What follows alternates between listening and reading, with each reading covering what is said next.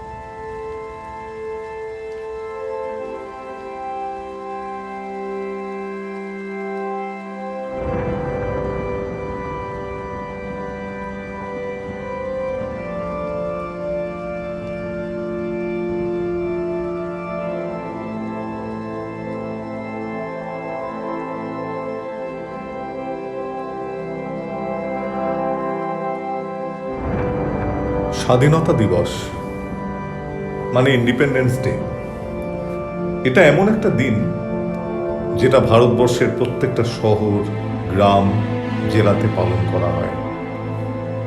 আর এই দিনটার পেছনের ইতিহাস প্রায় সবাই জানে। 200 বছরের পরাধীনতার থেকে মুক্তি পাওয়ার রক্ত ঝরার কাহিনী মানুষকে কেবল অনুপ্রাণিতই করে না, পাশাপাশি এটাও ভাবিয়ে তোলে, যদি আমরা সত্যি স্বাধীন না হতাম তাহলে আমাদের জীবনটা ঠিক কেমন হতো। আর এই গল্পটাই দাদু তার ছোট্ট নাতিকে শোনাচ্ছে।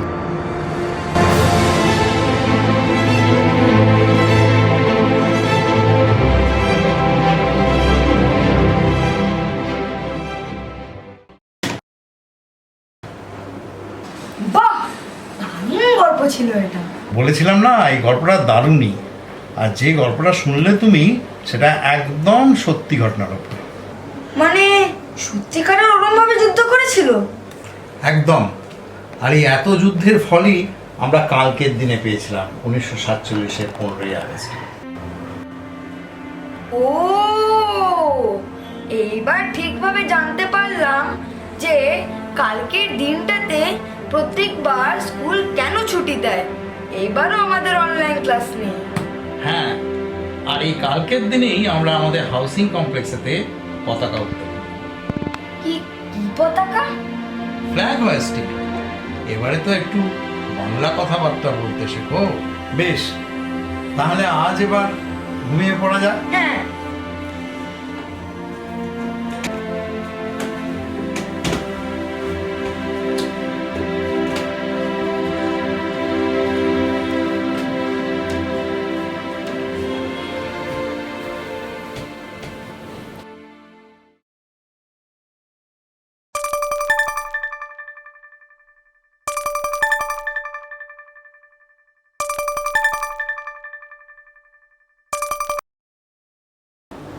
হ্যালো,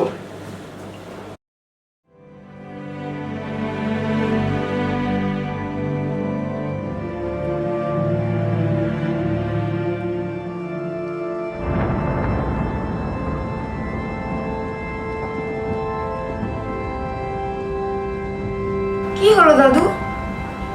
কাল পতাকা উত্তোলনের অনুষ্ঠান হবে না কেন? কোভিডের জন্য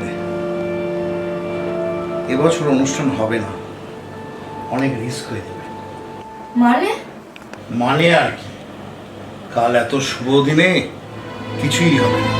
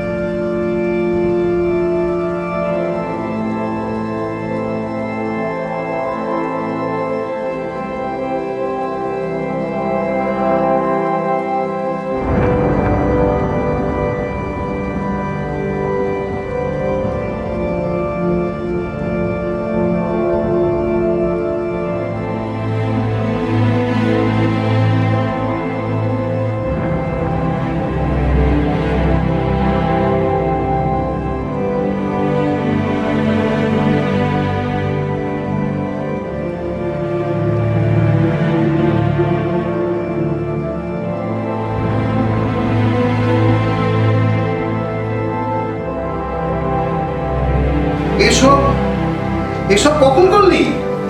কাল রাত্রিরে যখন দেখেছিলাম তুমি খুব দুঃখী হয়ে গেছিলে তখন, তাই আমি তোমার শোয়ার একটু পরে এইসব করার ব্যবস্থা করলাম। চলে যাব, তবু আজ যতক্ষণ দেহে আছে প্রাণ, প্রাণপণে পৃথিবীর সরাব জঞ্জাল। এই বিশ্বকে এই শিশুর বাসযোগ্য করে যাব আমি। নবজাতকের কাছে এ আমার দৃঢ় অঙ্গীকার। আর কাহিনীটাও এভাবেই শেষ হয়ে গেল। গল্পটা তো সারা রাত ধরে লিখলাম, সময় মতো বসকে মেলও করে দিয়েছিলাম। যদিও সেদিন 15ই অগাস্ট ছিল, কিন্তু তার আগের সারা রাত জেগে অফিসে বসে গল্প লেখার অভিজ্ঞতা জীবনে কোনোদিনও ভুলব না। The night before 15th, the night before 15th আমার কাছে প্রতিটি মুহূর্ত স্মৃতি হয়ে থাকবে। দেখতে গেলে 15 তারিখের আগের রাতে দুটো গল্প হলো, একটা আমার নিজের লেখার গল্প আর একটা দাদি ও নাতির কাল্পনিক রূপকথা।